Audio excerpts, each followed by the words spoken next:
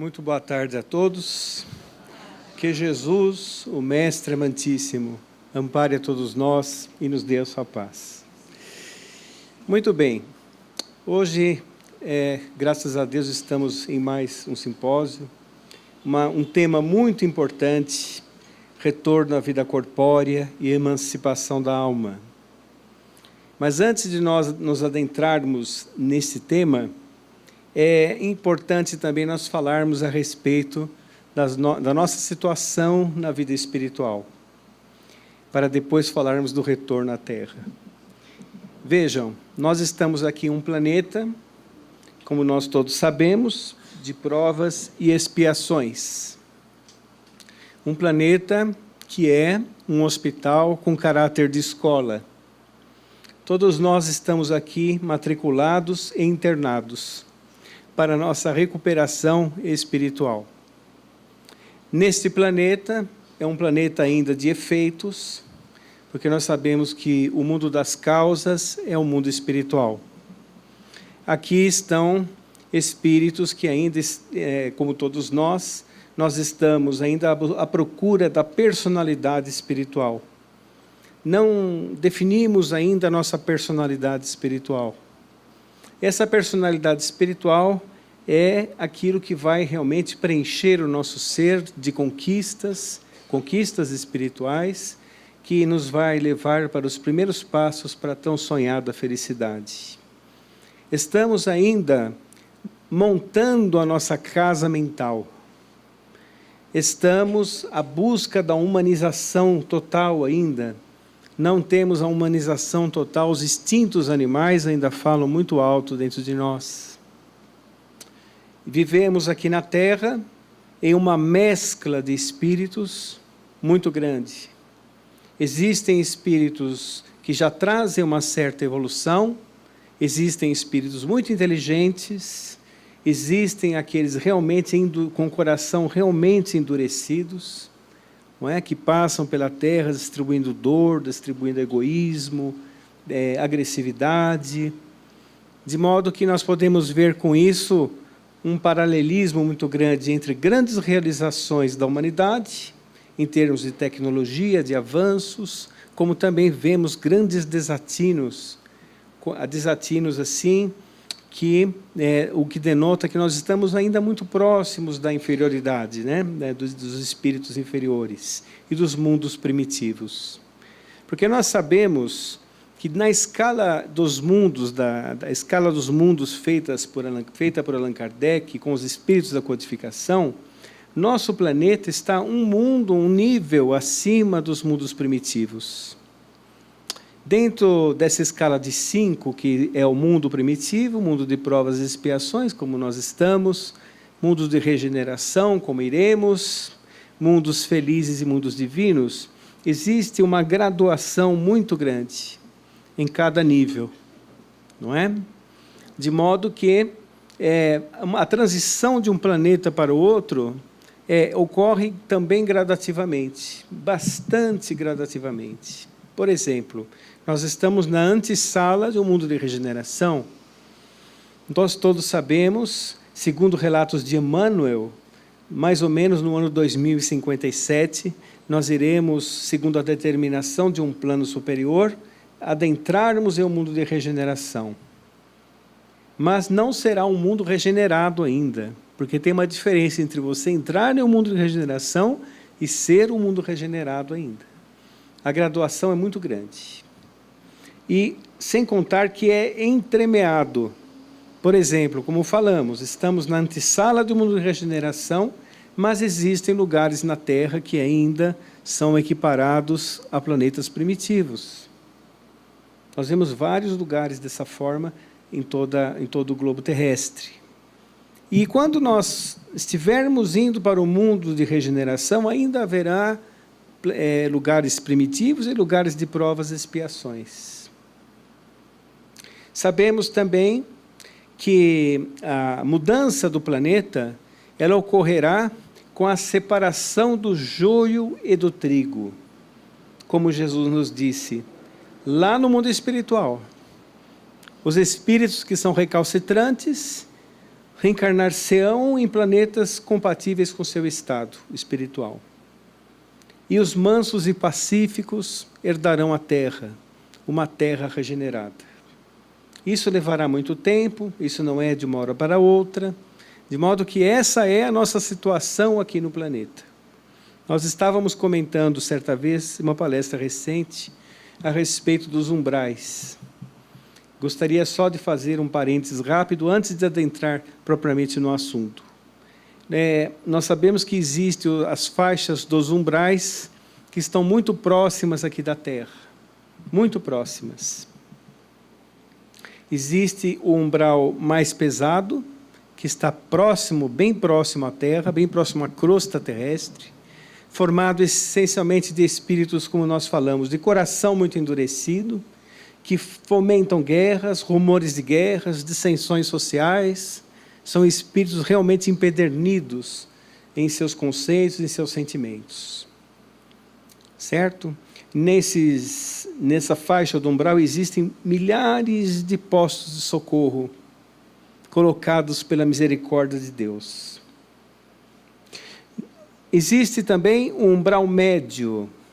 Esse umbral médio é um umbral onde existem espíritos bastante complicados mesmo, conforme a escala espírita de Allan Kardec, dissimuladores, egoístas, agressivos, pseudo-sábios. Parece alguém que a gente conhece, não? Parece alguém, espíritos imperfeitos. Mas, nessa faixa central do umbral, está encravada, por exemplo, a cidade do Nosso Lar, que nós achamos uma maravilha, não? Quem lê o Nosso Lar acha uma maravilha, e realmente é. Nosso Lar está 100 anos à nossa frente. Quando foi recebido o Nosso Lar, em 1938, lá falava, somente para nós observarmos esse trecho, todos os habitantes do Nosso Lar possuíam um aparelho de comunicação individual. É o que nós temos hoje, não é? É o que nós temos hoje, o celular. Então, eles estão 100 anos à nossa frente. Nosso lar está encravado no umbral médio. E existem os umbrais mais leves, que são muito parecidos com a Terra.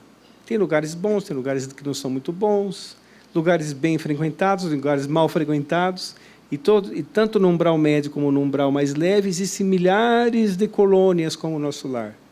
Milhares de colônias. Habitado por espíritos ainda imperfeitos. E dirigido por espíritos bons e benévolos. Então vamos imaginar uma coisa. Todos nós aqui na Terra, de certa forma viemos do lugar mais próximo da crosta, dessas faixas do umbral. Agora, ou quando nós reencarnamos, viemos de lá, das colônias, e das colônias somos tratados, somos auxiliados, somos instruídos, e quando desencarnamos, retornamos para a colônia. Quer dizer, estamos sempre recolhidos nas colônias, nessas faixas do umbral. Então, olha que interessante. Não vamos achar que, porque desencarnamos, nós vamos para as faixas superiores. A pessoa, às vezes, trabalha um pouquinho aqui na Terra, certo? Já acha que vai para as colônias superiores, para os mundos superiores. Tem gente que fala assim, eu sou muito bom. Só de falar isso já não é bom. Não é bom. Porque ele está colocando um limite em um sentimento que é desenvolvido eternamente. Jesus mesmo falava, por que vocês me chamam de bom? Bom é meu Pai que está nos céus. Imagine nós, não é? Imagine nós.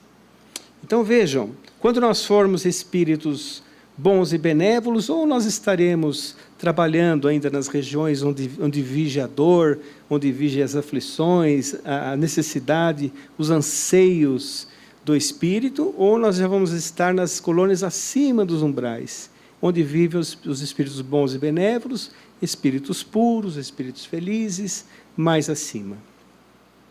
Eu expliquei tudo isso para nós nos situarmos na conversa da reencarnação, porque o retorno à vida corpórea é a reencarnação. Certo? É a reencarnação. E existe nesse capítulo uma questão que diz assim, prelúdio do retorno. Nesse capítulo. O que é o prelúdio do retorno? O que o espírito sente antes do retorno? Ora, ele sente que está chegando a hora de reencarnar. Da mesma forma que nós sentimos quando está chegando a hora de retornar para casa, de desencarnar. Eles sentem isso. Não é? E ao sentir isso, eles são auxiliados por equipes de espíritos, todos nós, né? Somos auxiliados por equipes de espíritos que são próprias para nos auxiliar na reencarnação. E esse auxílio existe para todas as pessoas, tanto aqueles espíritos que estão ali morejando nas dores do umbral, que reencarnam compulsoriamente, sem uma assistência direta propriamente, mas eles são assistidos de uma maneira periférica, mas sempre bem assistidos, certo? Como aqueles espíritos que estão na média evolutiva e aqueles que reencarnam como missionários. Então, vamos imaginar uma coisa, na Terra existem médicos que facilitam o parto, não tem? Obstetras, facilitam o parto, fazem o pré-natal, facilitam o parto, acompanham a mãe, acompanham a criança, etc. Porque o parto aconteceria naturalmente, na maioria dos casos, não é? A reencarnação também aconteceria naturalmente, porque a pessoa, para reencarnar, ela ainda tem que ter débitos espirituais aqui na crosta, tem que se recuperar com as pessoas, com algumas pessoas, ele tem que se desapegar das coisas da matéria, ele precisa resolver casos emocionais, casos psíquicos, ele precisa se recuperar com aquele que prejudicou, se recuperar fisicamente. Tem vários fatores que levam à reencarnação, mas os principais é preencher os vazios espirituais deixados por nós mesmos, recuperar convivências e fazer com que nós possamos crescer através das nossas próprias realizações. Nossas próprias realizações. Então, essas equipes facilitam a reencarnação de uma maneira em que dê tudo mais certo possível dentro do programado. Porque a nossa encarnação, ela não acontece ao léu, ela não acontece ao acaso. Existe um planejamento para que se aproveite realmente o tempo que nós temos aqui na Terra. Porque nós vamos imaginar uma coisa, nossa existência, todas as nossas existências são mais ou menos iguais. Nós reencarnamos criança, pré-adolescente, adolescente, não é? Até ali nós não nos preocupamos muito com as coisas. E aí a pessoa começa a fase adulta. Ela não vê a hora de se tornar um adulto, né? Só que quando fica adulto, ela vê que não é bem assim, não é? Ela começa as responsabilidades. E aí começa a fase chamada produtiva. Vamos dizer assim, vou dar uma idade, mas pode ser antes, pode ser depois. De 18 até mais ou menos a aposentadoria. Né? Fase produtiva. Depois são as fases dos lamentos, né, da aposentadoria, que é uma beleza, tudo isso, né? Mas eu quero dizer o seguinte, às vezes a pessoa vai se dar conta das responsabilidades da vida e espirituais somente depois de uma determinada idade. Quando dá conta, quando se dá conta. Alguns falam assim, quando me aposentar, eu vou cuidar de muita gente, vou ajudar todo mundo, vou na Casa Espírita da Paz, vou fazer curso. Se encarna, não ajudou ninguém. Porque nós não sabemos. Todos nós temos um ciclo aqui na Terra, reencarnamos com uma data de validade, e essa data ela é um ciclo, que quando se fecha, nós retornamos para casa. Certo? Então, por exemplo, reencarnamos, começa essa fase chamada produtiva, certo? E aí começa um decréscimo orgânico. Não estou querendo assustar ninguém, mas é o retorno para casa. Nós começamos a retornar para casa, não é? Que pode demorar pouco tempo, como pode demorar muito tempo, mas muito tempo mesmo, certo? Pode demorar o tanto que demorou até começar o decréscimo, inclusive, né? Nós podemos, inclusive, antecipar nosso retorno quando nós cuidamos mal do nosso corpo, quando nós cuidamos mal da nossa reencarnação, certo? Podemos antecipar as viciações, do modo geral, a falta de cuidados, a falta de descanso, às vezes, a falta de trabalho, a falta de um ideal, tudo isso nós podemos fazer com que antecipe o desencarne. Como nós podemos também ganhar muitas moratórias, que a espiritualidade julga que é importante você permanecer mais tempo aqui no corpo, porque você está fazendo um bom uso da sua encarnação, então eles permitem que você permaneça um pouco mais. Já vi muitas vezes isso acontecer, mas muitas vezes mesmo, não é? O fato é que a fila para reencarnar é muito grande, muito grande. Os espíritos, eles anseiam muito por reencarnar-se, porque eles sabem que é aqui na Terra que eles vão apressar a sua evolução. Porque quando nós desencarnamos, nós vamos para faixas evolutivas, e lá convivemos com pessoas mais ou menos do mesmo nível que nós. Mais ou menos com o mesmo nível evolutivo que nós. Claro, continuamos aprendendo, continuamos nos instruindo. A evolução continua. Mas é quando nós reencarnamos que o indivíduo começa realmente a forjar o seu espírito. Porque quando ele reencarna em meio a pessoas de variados graus evolutivos, inclusive dentro da própria família. E quando ele reencarna em meio a vários níveis evolutivos, no trabalho, na vida social, em vários lugares, não só na família, não é? O que ele precisa para poder vencer essa prova? Ele precisa ser resignado? Precisa ser resignado. Precisa ter tolerância. Precisa perdoar muitas vezes. Ele precisa fazer as coisas com amor? Precisa. Porque se ele não fizer, ele não vai estar realizando bem a sua tarefa aqui na Terra. Então, veja, são sentimentos nobres que forjam o espírito do indivíduo através da reencarnação. Não é? E a família terrestre é um conjunto de espíritos comprometidos entre si, que estão trocando experiências entre si. Quando nós prejudicamos alguém, podem ter certeza que aquela pessoa vem mais próxima de nós. Mais próxima, para poder, às vezes, pelos laços consanguíneos, conquistar alguma afetividade, algum começo de amor, não é? Algum começo de carinho ali, às vezes entre espíritos antagônicos, não é? Certo? Então, a reencarnação é um dos maiores mecanismos evolutivos que existem. E por que tem aquele plano reencarnatório? Tem um plano reencarnatório que fala assim: você tem direito a algumas escolhas na sua reencarnação. Lá nessa lição, Retorno à Vida Corporal, fala a respeito das escolhas. Mas vocês concordam comigo que para a pessoa poder escolher a sua prova, ele já precisa ter alguma consciência? Já precisa ter alguma consciência? Que, por exemplo, o indivíduo prejudica alguém, desencarnou, ele desencarnou.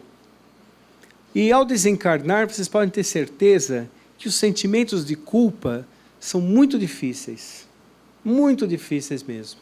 Nós estamos revestidos do perispírito, quando estamos no mundo espiritual, e quando sentimos qualquer tipo de sentimento, nós sentimos por inteiro. E parece que aquela cena volta de novo, como se estivesse acontecendo de novo. Então, o que o espírito percebe? Ele percebe que, ao desencarnar, o arrependimento é atroz. É a causa das suas dores e de suas aflições. Não é? Porque quando ele estava junto com aquela pessoa que ele tinha a resgatar, ele fez tudo errado. Ele reincidiu em muitas coisas. Aí o que acontece? Ele recebe instruções. Nós recebemos instruções do mundo espiritual, E ele não vê a hora de poder se recuperar com aquele espírito que ele prejudicou. Ele não vê a hora, porque ele sabe que aquilo vai ser o mecanismo de libertação da sua dor. Então ele pede, olha, eu gostaria que quando reencarnar-se, eu queria reencarnar com aquela pessoa que eu prejudiquei, para poder encaminhá-lo na vida, para poder recuperar o atraso que eu causei para ele, as dores, os dissabores que eu causei a ele, eu queria fazer com que eu pudesse me recuperar. É uma prova que, quando o espírito está consciente, ele consegue receber uma permissão no mundo espiritual para poder retornar com aquela pessoa.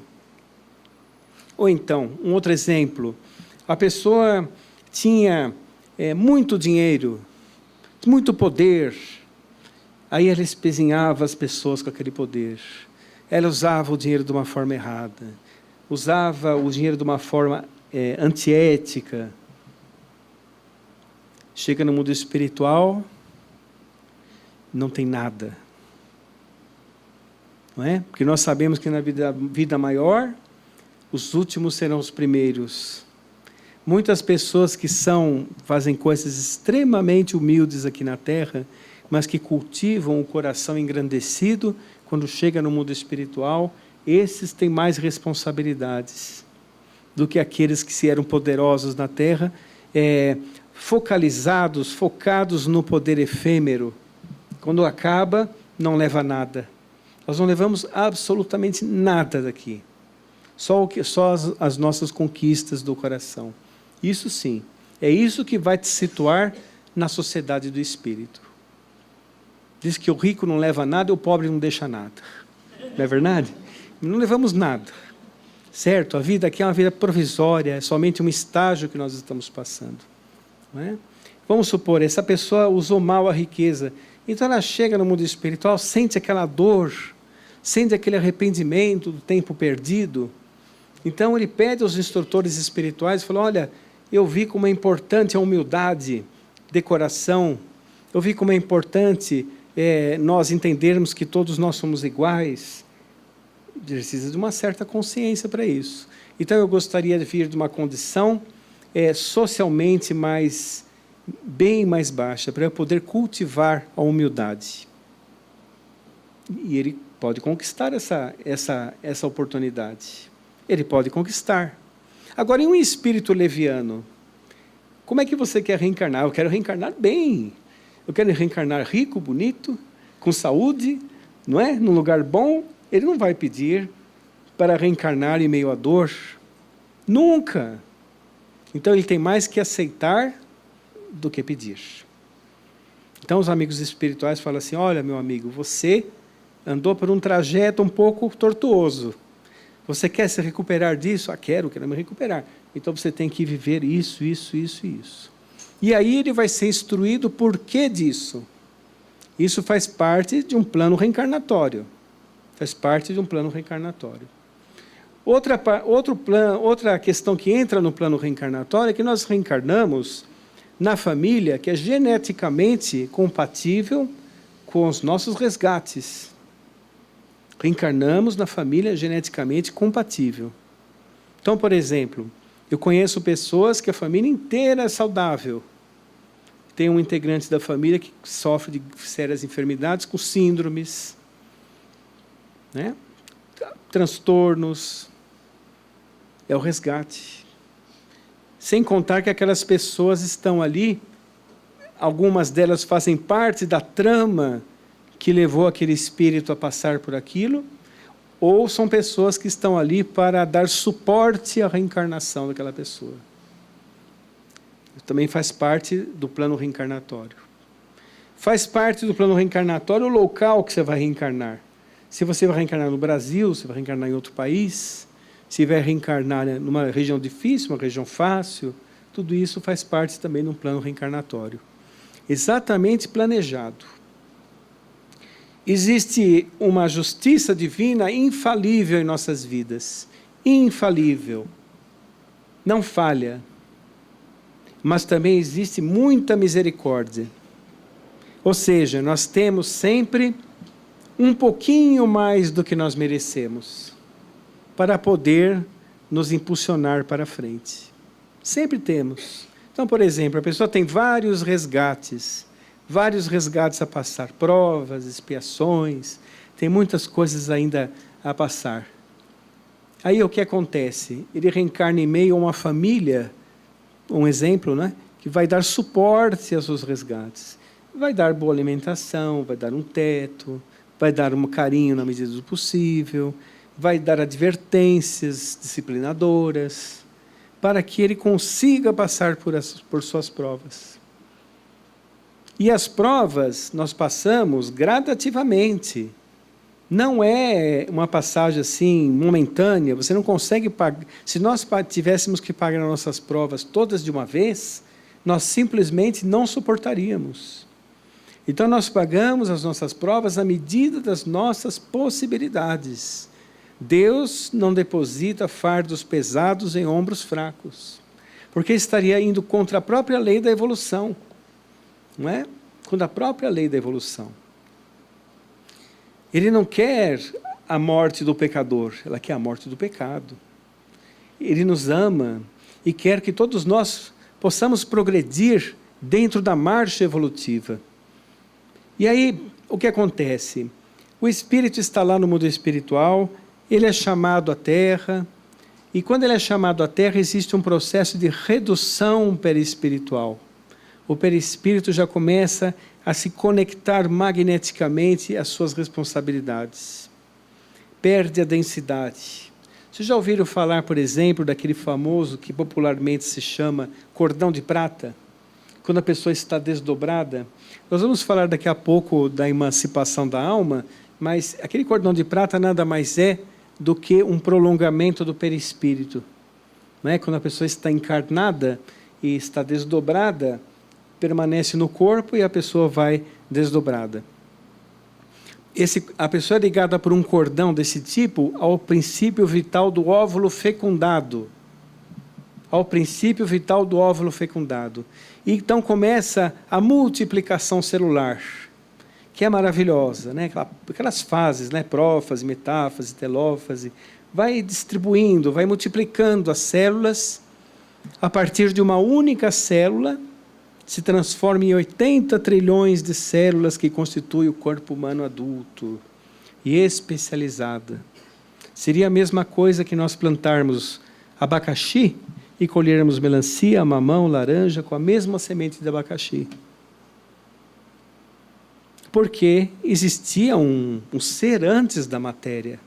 E à medida que o perispírito vai se ligando à multiplicação celular, ele vai transferindo as informações para aquele novo corpo que aquele ser vai utilizar nesta nova experiência. Olha que maravilha! Hoje em dia já se faz a leitura do mapa genético das pessoas, já se sabe que algumas tendências pelo mapa genético a pessoa já tem tendências a ter uma certa enfermidade, tendências a ter, por exemplo, uma cardiopatia, tendências a ter um certo tipo de transtorno mental, assim por diante. É porque ele está reencarnado na família geneticamente compatível. E aí, quando ocorre a multiplicação celular, até os 7 anos, a criança está ainda muito sujeita ao mundo espiritual, né? O seu perispírito não está com todas as funções no seu corpo físico ainda. Não está. A partir dos 7 anos é que a criança começa, que nós sabemos que a criança é um adulto reencarnado, não? É um adulto reencarnado que está passando por aquela fantasia infantil necessária para a vinda do espírito para a Terra, e depois, dos 7 anos, ele começa a expor a sua verdadeira personalidade. Também gradativamente, à medida das possibilidades. Aí a pessoa começa a ter, dentro da sua própria existência, aquilo que ele precisa passar. Está tudo programado, num código genético, inclusive, não é? No código genético, pelo ser que preexistia a matéria e dirigida pelos amigos espirituais, de uma forma bastante direta e muito bonita. É assim, no processo de nidação do óvulo, né, do útero materno, no útero materno, que começa a gerar o corpo novo que está reencarnando, mas a reencarnação Começa no óvulo fecundado. Aí muita gente pode pensar assim, mas e aqueles óvulos de laboratório que são fecundados in vitro, que depois se joga fora os óvulos? Você está jogando vários espíritos que estão reencarnando fora ali? Não. Lá não tem espírito ligado. Porque é necessário a vibração do útero materno e da própria mulher. Às vezes, a mulher que está gerando não é a mãe. Hoje em dia se faz isso, né? É outra mulher. Mas tudo isso, meus irmãos, já está programado. Tudo isso já está programado. Até quando você vai adotar um filho, em meio a 1000 crianças, você escolhe aquele filho, aquele menino, aquela menina, aquela criança já estava programada para você. Eu já tive vários exemplos assim. Quem quiser ler um pouco a respeito da reencarnação, gostaria de recomendar o livro Missionários da Luz, né? Lá existe um capítulo que fala a respeito da reencarnação, muito bonito, explica tudo isso que eu falei, que é muito, muito interessante. É um dos pilares principais da doutrina espírita, a reencarnação. Hoje em dia, quase 3 bilhões de pessoas creem na reencarnação, de uma forma ou de outra, mas a doutrina espírita que soube realmente dar a verdadeira conotação evolutiva, moral, para a reencarnação. Vários estudos estão sendo feitos, né? Foram feitos, estão sendo feitos, em todos os lugares do mundo. Eu vou citar 2 estudos que teve. Um professor Banerjee, da Índia. Ele já desencarnado, ele era um psicólogo, era cientista, pesquisador, da Universidade de Varanasi, na Índia. E lá ele começou a aparecer várias crianças que se lembravam de outras vidas. Aí ele foi pesquisar, ele correu atrás das informações e todas elas, ou a maioria delas, com 100% de acerto. Então ele encontrava os irmãos do passado, conferia os endereços, o local onde as crianças relatavam, de modo que no consultório dele existia uma foto dele com a criança cercada dos seus irmãos do passado, todos velhinhos, e a criança lá identificando aquelas pessoas como irmãos do passado. Ele escreveu um livro, 200 casos reais de reencarnação, bastava um, não é verdade? Para provar isso. Tive o professor Ian Stevenson, da Suécia, ele também fez um estudo parecido com o Dr. Banerjee, e aqui no Brasil, também desencarnado, o Dr. Hernani Guimarães Andrade, tem estudos também a respeito da reencarnação. De modo que a reencarnação é um fato inconteste, não é? Porque somente pela lógica já dá para identificar a reencarnação. Crianças com habilidades recém-natas, não é, que sabem matemática, sabe astronomia, tem um menino no México, por exemplo, que dá aula de medicina com 9 anos, não é?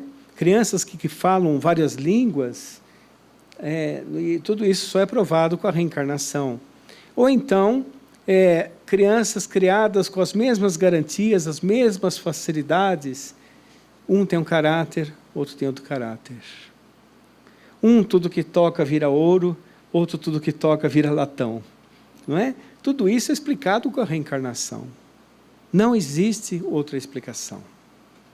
Não é? É do ser, da vida que existia antes da vida atual. Mesmo porque seria desdenhar da inteligência de Deus, crer que nós passamos a vida inteira aprendendo, a vida inteira evoluindo, para encerrar no mármore frio de uma campa. Não tem sentido. Não tem sentido nenhum. Não é? Então, baseado nisso, nós vamos entender que a vida é inteligentemente disposta, inteligentemente elaborada por Deus, nosso Pai Criador, né, para acabar de uma hora para outra. Não é possível. Então, a reencarnação também é provada nas palavras de Jesus. Quando ele encontrou com o mestre Nicodemos no jardim de Getsemane, falando para o doutor da lei, o que é da carne é da carne, o que é do espírito é do espírito. Para encontrar o reino dos céus é necessário renascer de novo. Não é? Estava falando da reencarnação. Quem falaram que eu sou? Uns falam que você é Elias que voltou, outros que você é Daniel que voltou. Ele falou, não, né? Elias já veio e vocês não o identificaram. Estava falando da reencarnação. E mesmo no Sermão do Monte, quando Jesus passou por aquele dia que é considerado o dia mais feliz da terra, quando ele falou a respeito das bem-aventuranças, para aproximadamente 1.000, 2.000 pessoas, existiam ali doutores da lei, espiões do Sinédrio, esfaimados, aflitos, desesperados, curiosos. É claro que ele sabia que eles não iriam sair dali cumprindo todas as máximas das bem-aventuranças. Claro que não. Ele estava falando das vidas posteriores. A voz de Jesus ecoou por todo o mundo espiritual, num processo que nós imaginamos que está dentro do seu campo aurífico, que abrange toda a terra, e aquelas pessoas que ouviram aquelas palavras, e que não houve escritos, não houve gravações, nada, e é cada vez mais atual, aquelas pessoas haveriam de cumprir aqueles desígnios em outras existências, à medida que o espírito evolui. E à medida que nós evoluímos através da reencarnação, vai chegar uma hora que nós não precisamos mais reencarnar. A terra material já não nos dará mais respostas. Nós não teremos mais com quem reparar aqui na terra. Nós, psicologicamente, já não teremos mais nenhum apego a essa matéria que nós conhecemos. E aí nós vamos ter outras experiências da vida espiritual. É maravilhoso, não é? E emancipação da alma? Como é que é a emancipação da alma? Emancipação da alma, poderíamos dizer, que é o desdobramento. Mas que o nosso espírito, que quando encarnado é chamado alma, e quando desencarnado é chamado espírito, esse espírito não está preso só aos limites da matéria. Porque a matéria limita bastante as atuações do espírito. Limita bastante. Nossa consciência no mundo espiritual, por exemplo, é assim. Quando nós reencarnamos, ela se estreita. E nós ficamos vinculados aos limites que a matéria impõe. Aquilo que nós necessitamos passar com muito vagarosidade para vencer as nossas provas. Então vamos dizer assim, o mundo espiritual é a liberdade. O corpo é o aprisionamento. É para nós realmente passarmos por nossas etapas de aprendizagem. É como se nós sentássemos uma carteira de escola e tivéssemos que ficar quietinhos na carteira, aprendendo. Nós gostaríamos de sair correndo, mas temos que ficar na carteira aprendendo. É o nosso corpo. Não é? Então é necessário que o corpo, que o espírito tenha, de vez em quando, um momento de aeração, um momento de liberdade para poder, inclusive, receber instruções para passar por seus momentos reencarnatórios. E lá ele recebe instruções, todos nós recebemos, instruções, aprendizados, tratamentos. Já perceberam que às vezes vocês adormecem com um pensamento e acordam com outro pensamento? Acontece muitas vezes. Tem até aquele ditado popular que diz assim, não há como um dia depois do outro, né? Cada noite, cada dia é como se fosse uma pequena desencarnaçãozinha. Sabe? No outro dia nós temos como nos recuperar. Mas ao desdobrarmos durante o sono físico, naquele estado mais profundo do sono, chamado estado REM, não é? É lá que nós desdobramos. Nós então convivemos com aquilo que nos é próprio. Com aquilo que nos é próprio. Por exemplo, se você passou um dia tumultuado, um dia em que você se entregou às suas imperfeições, você não se controlou em seus anseios, seus desejos ainda mundanos, quando você entra em desdobramento, você não vai para colônias espirituais tão boas, né? Não vai conviver com espíritos tão bons. Ou então, se conviver, vai levar uma bronca. No bom sentido, né? Vai receber uma orientação para que você entre de novo no prumo e consiga cumprir as suas etapas reencarnatórias. Não é? Porque os espíritos sabem das nossas dificuldades. Eles sabem que a vida na Terra é difícil, que é áspera. Então eles sabem também que as nossas os nossos deslizes são muito constantes, mas eles têm aquele amor, aquela ternura por nós e tentam nos recuperar. Como se fossem pais zelosos, que veem o filho tropeçar, levanta o filho e fala: olha, você não deve fazer isso que você fez. Vá por ali que você não vai mais passar por isso. É assim que o mundo espiritual interage com os espíritos na Terra, e eles usam muito o desdobramento para as ações do mundo espiritual com a Terra. Por exemplo, até com parentes desencarnados, eles usam muito o desdobramento, muito mais que a mediunidade, inclusive, porque é muito mais fácil para eles retirar a pessoa durante o sono físico e levar ao encontro daquele parente que desencarnou. É muito mais fácil. Para inspirá-lo, instruí-lo, é muito mais fácil também retirá-lo do corpo. Agora, para nós adormecermos, aquela lição de nossa mamãe para orar antes de dormir é muito importante. Você vai se preparar para adormecer, né? Se preparar, porque esse é um estado de libertação temporária, de emancipação da alma. É um estado que a alma dá uma viajadinha e volta, né? Aí a pessoa pode dizer assim: mas eu não me lembro de nada dos meus sonhos, eu nem sonho. Aquilo que você precisa saber fica guardado em seu coração. Pode ter certeza disso. Pode ter certeza disso. Agora, não se deve interpretar os sonhos ao pé da letra ou ao pé do sonho, não é? Não se deve interpretar. Porque muita gente fantasia com essas coisas de sonho, sabe? Não é importante isso. O importante é aquilo que você consegue perceber em seu coração. Porque nós vamos entender o seguinte: o desdobramento é como se fosse mais ou menos o desdobramento, o desencarne que nós comentamos. A consciência desdobrada é um pouco mais ampla também. Você só não está desencarnado, você está ligado por um fio vibratório que se vincula ao princípio vital do seu corpo, à vitalidade do seu corpo. Se você não vir esse fio, pode ficar um pouco preocupado, que já desencarnou, né? Mas você está ligado àquele fio que te mantém vivo ao corpo. Você vai retornar para o corpo uma hora. Tá certo? E quando você retorna para o corpo, a sua consciência vai se estreitando. Já viram, por exemplo, aqueles sonhos que começa bonito e de repente ele fica ilógico, fica sem sentido, aparecem pessoas que não têm nada a ver com o sonho. Já viram? É porque é o retorno para o corpo. Mistura com o que tem no seu inconsciente com o que você viu lá no mundo espiritual.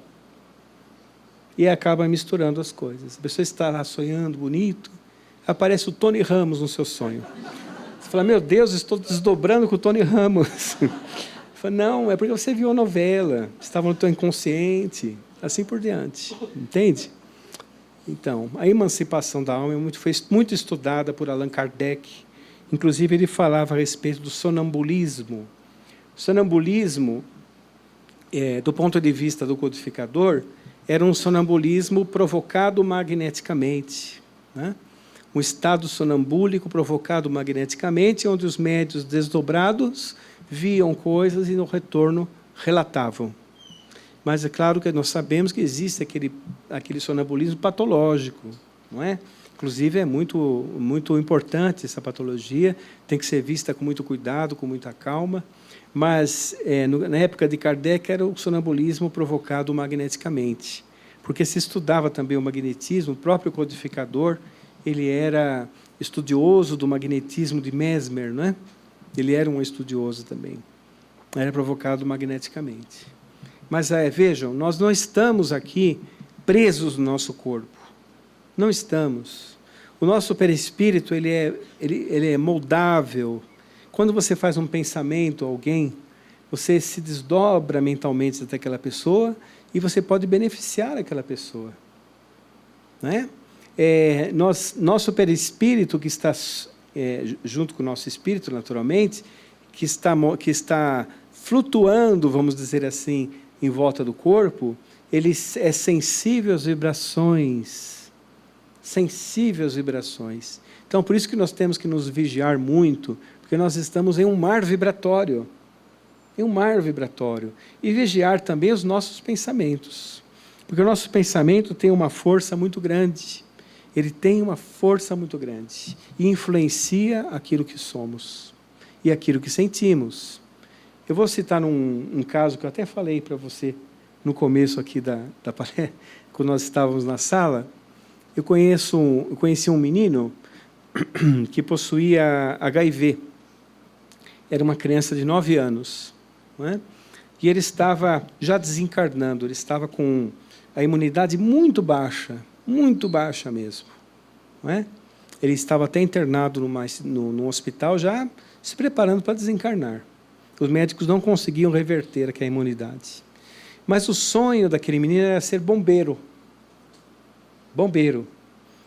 Os bombeiros souberam disso, colocaram o menino em cima de um carro de bombeiro, vestiram o menino de bombeiro, chapéu de bombeiro, deram a volta no quarteirão com a sirene, tocando.